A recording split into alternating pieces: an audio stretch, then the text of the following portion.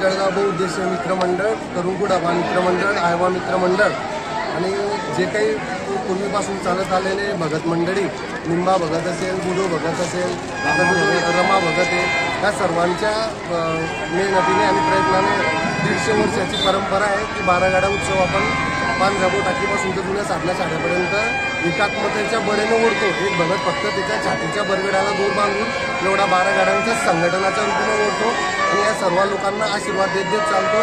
या सर्वांच्या रूपातून आपण एकच मेसेज घ्यायचा आहे की एकीचं बळ किती महत्त्वाचं असतं.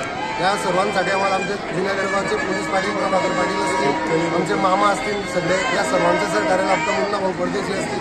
थँक्यू. दादा, जळगाव शहरातील जुन्या जळगाव येथील प्रसिद्ध 12 गाड्या महोत्सव आज करण्यात येत आहे, काय सांगाल?